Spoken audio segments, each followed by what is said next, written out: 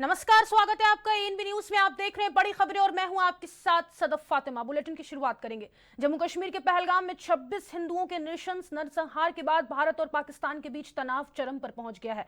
इस आतंकी हमले ने पूरे देश को झकझोर दिया और अब भारत पाकिस्तान को इसकी करतूतों का कड़ा जवाब देने की तैयारी में जुटा हुआ है। इसी बीच रक्षा मंत्री राजनाथ सिंह ने आज दिल्ली में 7 लोक कल्याण मार्ग स्थित प्रधानमंत्री नरेंद्र मोदी के आवास पर एक अहम बैठक की। इस बैठक में राष्ट्रीय सुरक्षा सलाहकार अजीत डोभाल और chief of defence staff general Anil Chauhan भी शामिल हुए। रविवार देर रात भी पीएम आवास पर राजनाथ सिंह और पीएम मोदी के बीच करीब 45 मिनट तक गहन चर्चा हुई थी। उससे पहले सीडीएस अनिल चौहान ने रक्षा मंत्री से मुलाकात की थी। इसके अलावा बीएसएफ के डीजी ने गृह मंत्रालय पहुंचकर गृह सचिव से भी बातचीत की। इन ताबड़तोड़ हाई लेवल बैठकों ने अटकलों को हवा दी है कि भारत जल्द ही पाकिस्तान के खिलाफ निर्णायक और सख्त कदम उठा सकता है। सरकार ने पहले ही 16 पाकिस्तानी यूट्यूब चैनलों पर प्रतिबंध लगाकर डिजिटल मोर्चे पर अपनी ताकत दिखाई है।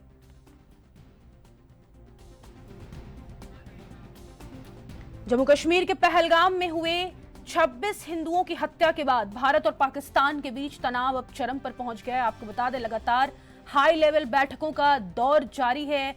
वहीं बात करें जम्मू कश्मीर की, तो घाटी में लगातार सुरक्षा बलों के द्वारा सर्च ऑपरेशन भी किया जा रहा है। आपको बता दें, बैठक में राष्ट्रीय सुरक्षा सलाहकार भी शामिल हुए थे और chief of defence staff general Anil Chauhan भी शामिल हुए थे। आपको बता दें, रविवार देर रात भी पीएम आवास पर राजनाथ सिंह और पीएम मोदी के बीच करीब 45 मिनट तक गहन चर्चा हुई थी। इन ताबड़तोड़ हाई लेवल बैठकों ने अटकलों को अब हवा दी है कि भारत जल्द ही पाकिस्तान के खिलाफ निर्णायक और सख्त कदम उठा सकता है।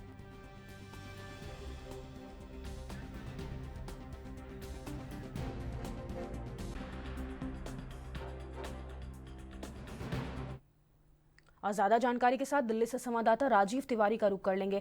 राजीव, ये हाई लेवल बैठकों का दौर लगातार जारी है। कल भी पीएम आवास पर 45 मिनट तक चर्चा हुई राजनाथ सिंह और प्रधानमंत्री मोदी के बीच, और आज भी प्रधानमंत्री आवास पर यह बैठक हुई है। तो बैठक में अब तक क्या कुछ सामने निकल कर आया है? अगला निर्णायक कदम भारत का क्या हो सकता है? देखिए, यहाँ पर बात करें जिस तरीके से कश्मीर के पहलगाम के अंदर आतंकी घटना देखने को मिली, जिसकी वजह से लगभग 28 लोगों की मौत हो चुकी है। मगर यहाँ पर बात करें अब सरकार की, यानी कि भारत सरकार की, तो भारत सरकार के द्वारा जिस तरीके से लगातार पाकिस्तान को लेकर कदम उठाए जा रहे हैं, बैठकों का दौर किया जा रहा है, इससे कहीं ना कहीं लगातार पाकिस्तान की कुछ मुश्किलें जो है वो भी देखने को मिल रही। मगर अब जिस तरीके से प्रधानमंत्री आवास पर भी कल शाम को जिस तरीके से बैठक देखने को मिली, जिसके अंदर राजनाथ सिंह रक्षा मंत्री की बात करें तो वो भी पहुंचे हुए थे और लगातार बड़े अधिकारियों के साथ बैठकें जो है वो की जा रही थी। मगर यहाँ पर बात करें इस बैठकों के दौर के बाद कहीं ना कहीं पाकिस्तान के ऊपर काफी बड़ी संख्या में जो कदम है वो उठाया जा रहा है। मगर अब बात करें जिस तरीके से आज की बैठक की, तो आज भी पीएम हाउस पर एक बैठक की जाएगी, जिसके अंदर तमाम बड़े अधिकारियों की बात करें वो भी मौजूद रहेंगे और यहाँ तक कि पाकिस्तान के जो सोशल मीडिया के जो चैनल है उन पर भी पाबंदी जो है वो अब लगाई जा रही है। तो उससे साफ जाहिर है पाकिस्तान और भारत के बीच में जो अभी तक कैसे तमाम जो रास्ते थे उनको बंद करने की प्रक्रिया अपनाई जा रही है। पर यहाँ पर बात करें, भारत सरकार जो है वो कहीं ना कहीं पाकिस्तान के खिलाफ अब बड़े कदम उठाने की बात करता नजर आ रहा है। मगर यहाँ पर बात करें जिस तरीके से पहलगाम के अंदर आतंकी घटना देखने को मिली, उसके बाद कहीं ना कहीं भारत जो है वो कहीं ना कहीं आतंकवाद को लेकर भी कड़े कदम जो है वो उठाने की पूरी कोशिश करता नजर आ रहा है, और जिससे कहीं ना कहीं आतंकवाद की जो कमर है, या फिर कहें पाकिस्तान की जो कमर है, वो कहीं ना कहीं टूटती हुई जरूर नजर आ रही है। जी, डिजिटल स्ट्राइक तो बेशक कर दिया गया है भारत सरकार की तरफ से, लेकिन जो 6 आतंकियों के स्केचेस जारी किए गए थे राजीव, उन पर अब तक क्या कार्रवाई हुई है? कश्मीर घाटी में क्या किसी एक को भी पकड़ा गया है? क्योंकि घर ध्वस्त करने की भी कार्रवाई लगातार जारी है, बुलडोजर एक्शन लगातार जारी है, आईडी ब्लास्ट से कईयों के घर उड़ा दिए गए हैं। लेकिन जो मेन बात है जिसकी जनता मांग कर रही है कि आतंकी को कब पकड़ में लिया जाएगा, कब फांसी पर लटकाया जाएगा, इस पर अब तक कोई भी भारत सरकार की तरफ से प्रतिक्रिया सामने नहीं आई है।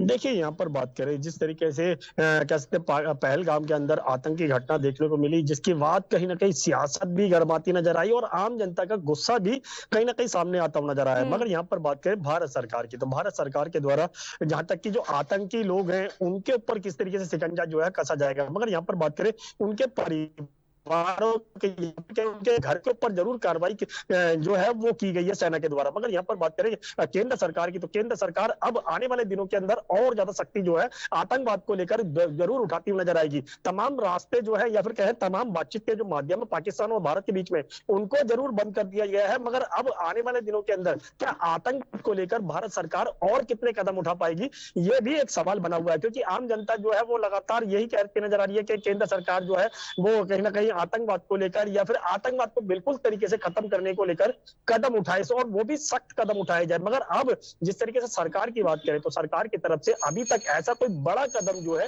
वो नहीं देखने को मिला है। मगर हाँ, ये जरूर अनुमान जताया जा रहा है कि अब कहीं ना कहीं अगला कदम जो है भारत सरकार का कहीं ना कहीं आतंकवाद को खत्म करने को लेकर होगा। मगर आतंकवाद को कैसे खत्म किया जाएगा, इसकी रणनीति जो है वो अभी तक जनता के बीच में नहीं आती नजर आ रही है भारत सरकार की। जी, आखिरी प्रहार क्या ऐसा होगा भारत की तरफ से कि खुद पाकिस्तान आतंकवादियों के जड़ को खत्म कर दे? आखिरी प्रहार राजीव। देखिए यहाँ पर बात करें जिस तरीके से भारत सरकार की, तो भारत सरकार अब आतंकवाद को लेकर और पाकिस्तान को करारा जवाब देने को लेकर किस तरीके से कदम उठा पाएगा, ये जरूर देखना होगा। मगर यहाँ पर बात करें जिस तरीके से आतंकी घटनाओं की, तो इस तरीके की आतंकी घटना जो है वो नहीं होनी चाहिए। दूसरा यहाँ पर बात करें पहलगाम के अंदर जब ये आतंकी घटना हुई थी तो उस समय सिक्योरिटी कमजोर क्यों थी, ये सबसे बड़ा सवाल खड़ा जो होता नजर आ रहा है। इसी को लेकर अब कहीं ना कहीं भारत सरकार जो है वो कदम उठाने की बात कर रही है। और दूसरा, पहलगाम के अंदर अब तमाम फोर्स जो है वो भी मौजूद कर दी गई है ताकि दोबारा से ऐसी घटना जो है वो नहीं हो सके। मगर यहाँ पर बात करें जिन आतंकियों के द्वारा इस घटना को अंजाम दिया गया था, उनके घरों के ऊपर जरूर कार्रवाई की गई है। मगर उनके ऊपर यानी कि जो आतंकी थे उनके ऊपर भी कानूनी कार्रवाई जो है या फिर कहें जो सरकार की तरफ से कदम होंगे वो उठाए जाएंगे। मगर यहाँ पर बात करें आम जनता की, तो आम जनता बिल्कुल चाहती है कि जल्द से जल्द जो है वो सरकार के द्वारा कदम उठाया जाए ताकि आतंक के खिलाफ जो है जो भारत सरकार की जो मुहिम है वो सबको नजर आए और कहीं ना कहीं भविष्य के अंदर पाकिस्तान और आतंकवादी जो है वो कहीं ना कहीं दोबारा से इस तरह की घटना जो है वो ना कर सके। जी, 16 पाकिस्तानी यूट्यूब चैनलों को भी अब बंद कर दिया गया है, भारत में बैन कर दिया गया गृह मंत्रालय की तरफ से, उसको भी लेकर जानकारी दीजिएगा। देखिए यहाँ पर बात करें पाकिस्तान को लेकर तमाम रास्ते जो है वो बंद कर दिए गए हैं, चाहे वो रेल यातायात की बात करें या फिर व्यापार की बात करें या फिर जल की बात करें, क्योंकि पानी को लेकर भी कहीं ना कहीं रास्ते जो है वो बंद कर दिया गया है। वायुसेना की बात करें तो वहां से भी तमाम रास्ते जो है वो बंद है। मगर यहाँ पर बात करें जो पाकिस्तान के अंदर भारतीय रह रहे थे उनको भी वापस बुला लिया गया है। और दूसरा, यहाँ पर भारत के अंदर भी जो पाकिस्तानी यहाँ पर थे दूतावास के अंदर या फिर जो वीजा लेके आए हुए थे उनके भी वीजा जो है वो रद्द कर दिए गए। तो इससे साफ जाहिर है कहीं ना कहीं जो रास्ता था वो बिल्कुल लगभग बंद हो चुका है। मगर यहाँ पर बात करें जिस तरीके से कश्मीर के अंदर सुरक्षा व्यवस्था की, तो उसको लेकर भी अब सरकार की तरफ से कड़े कदम जो है वो उठाए जा रहे हैं। मगर अब लगभग 4-5 दिन से ज्यादा समय हो चुका है, तो अब भारत सरकार की नई और रणनीति जो है वो भी बनती हुई नजर आएंगी। और बैठकों के दौर की बात करें, तमाम अधिकारियों के साथ, तमाम मंत्रियों के साथ भी पीएम की जो बैठक है वो देखने को मिल रही है। आज भी बैठक होने वाली है, उस बैठक से भी क्या नतीजे निकल के आ पाएंगे ये जरूर देखना होगा। जी, बहुत शुक्रिया राजीव तमाम जानकारी साझा करने के लिए। तो आपको बता दें भारत सरकार लगातार बैठकें कर रही है ताकि मुंह तोड़ जवाब पाकिस्तान को दिया जा सके। आगे बढ़ेंगे। भारत सरकार ने एक बड़ा कदम उठाते हुए जम्मू कश्मीर के पहलगाम में हुए आतंकी हमले के बाद 16 पाकिस्तानी यूट्यूब चैनलों पर प्रतिबंध लगा दिया। इन चैनलों में डॉन न्यूज, समा टीवी और जियो न्यूज जैसे बड़े नाम शामिल हैं। गृह मंत्रालय की सिफारिश पर यह कार्रवाई की गई है। एक सरकारी अधिकारी के अनुसार ये चैनल भारत, उसकी सेना और सुरक्षा एजेंसियों के खिलाफ भड़काऊ, झूठी और भ्रामक सामग्री फैला रहे थे। अधिकारी ने बताया कि इन चैनलों ने समाज में नफरत और भारत के खिलाफ गलत सूचनाएं फैलाने की कोशिश की, जिसके चलते यह कठोर कदम उठाया गया। आपको बता दें कि पहलगाम में हुए इस भीषण आतंकी हमले में 25 भारतीय नागरिकों और एक नेपाली नागरिक की जान गई, जबकि कई अन्य लोग घायल हुए हैं। इस हमले ने पूरे देश को झकझोर दिया। सरकार की इस कार्रवाई को देश की सुरक्षा और एकता के लिए अहम माना जा रहा है। इस बीच जम्मू कश्मीर पुलिस ने 15 ठिकानों पर रेड की है। सूत्रों की माने तो ये रेड उन आतंकवादियों के ठिकानों पर की गई है जो पीओके से ऑपरेट कर रहे हैं और इनके लिंक पहलगाम अटैक से जुड़े हैं।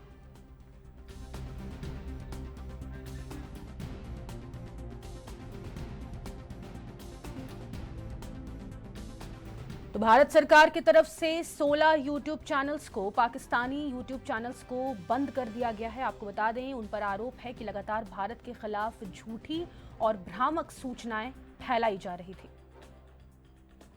डिजिटल सर्जिकल स्ट्राइक किया गया है भारत की तरफ से पाकिस्तान के ऊपर। वक्त हो गया एक छोटे से ब्रेक का, फौरन लौटेंगे, आप बने रहे एएनबी न्यूज के साथ।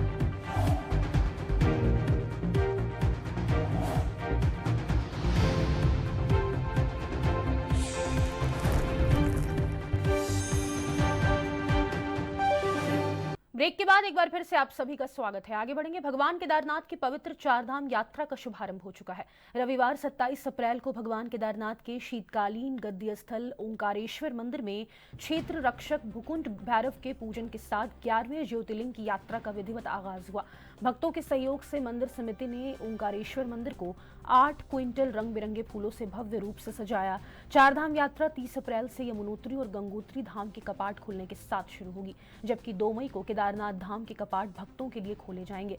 आज आर्मी बैंड की मधुर धुनों और भक्तों के जयकारों के बीच भगवान केदारनाथ की पंचमुखी चल विग्रह उत्सव डोली ऊखीमठ से कैलाश की ओर रवाना हो रही है। यह डोली विभिन्न पड़ावों पर भक्तों को आशीर्वाद देते हुए 1 मई को केदारनाथ धाम पहुंचेगी। 2 मई को प्रातःकाल वैदिक मंत्रोच्चार के साथ बाबा केदार के कपाट ग्रीष्मकाल के लिए खोल दिए जाएंगे।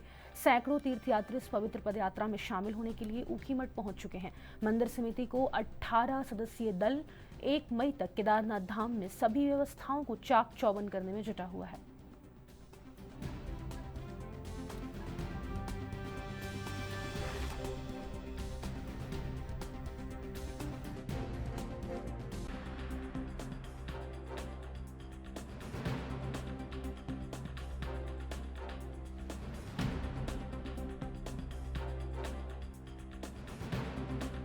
को भगवान केदारनाथ के शीतकालीन गद्य स्थल ओंकारेश्वर मंदिर में क्षेत्र रक्षक भूकुंड भैरव के पूजन के साथ 11वें ज्योतिर्लिंग की यात्रा का विधिवत आगाज हुआ है। भक्तों के सहयोग से मंदिर समिति ने ओंकारेश्वर मंदिर को 8 क्विंटल रंग बिरंगे फूलों से सजाया है।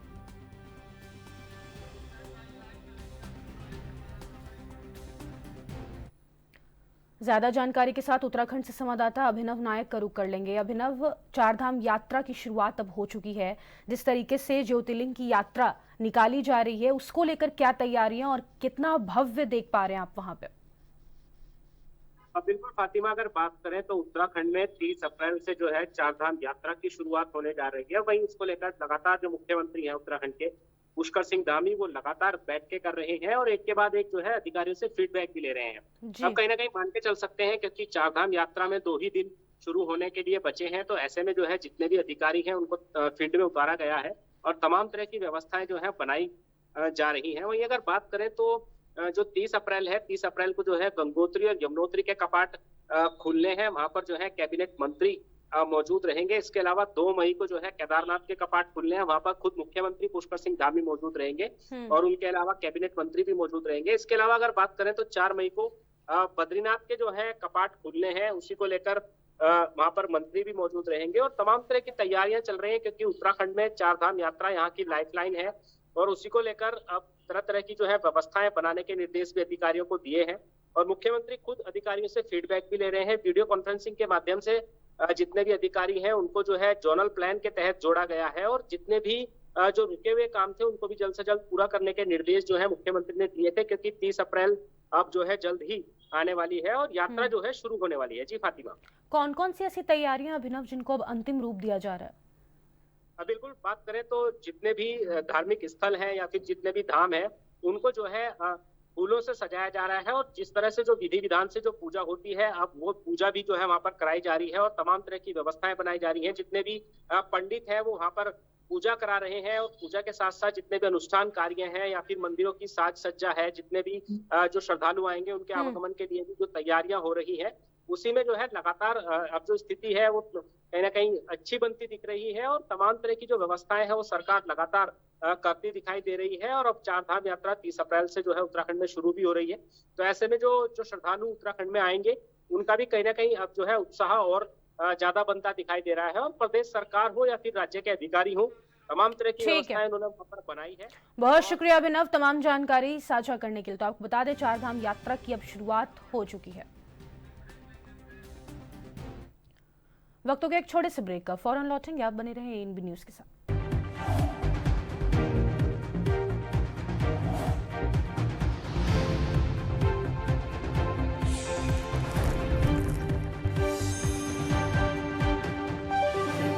ब्रेक के बाद एक बार फिर से आप सभी का स्वागत है। आगे बढ़ेंगे। देश के कई हिस्सों में मौसम ने करवट ले ली है। उत्तर प्रदेश और बिहार में आज बिजली गिरने से 4 लोगों की मृत्यु हो गई। मौसम विभाग ने आज देश के 21 राज्यों में तेज बारिश और आंधी तूफान की चेतावनी जारी की है। दूसरी ओर राजस्थान, पंजाब, हरियाणा, चंडीगढ़ और दिल्ली में लू का अलर्ट है। राजस्थान में लगातार दूसरे दिन तापमान में इजाफा होगा, जहां रविवार को बाड़मेर में अधिकतम तापमान 46.1 डिग्री सेल्सियस दर्ज किया गया। दिल्ली में रविवार को तापमान में मामूली कमी आई, लेकिन यह अभी भी 41.3 डिग्री सेल्सियस रहा। पंजाब के लिए अगले 5 दिनों तक लू का येलो अलर्ट जारी है। सिक्किम में रविवार को अचानक हुई बर्फबारी के कारण तोसोंगू और थेगू के बीच 200 से अधिक गाड़ियां फंस गई थी। सिक्किम पुलिस और भारतीय सेना के अथक प्रयासों से सभी गाड़ियों को सुरक्षित निकाल लिया गया। मौसम विभाग ने आज सिक्किम के कई इलाकों में बादल छाए रहने और कुछ स्थानों पर बारिश की संभावना जताई है।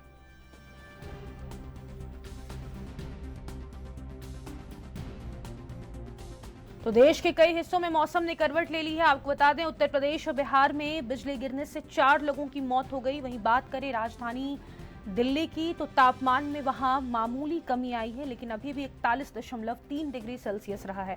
वहीं राजस्थान के बाड़मेर में अधिकतम तापमान 46.1 डिग्री सेल्सियस दर्ज किया गया। पंजाब के लिए अगले 5 दिनों तक लू का येलो अलर्ट जारी है।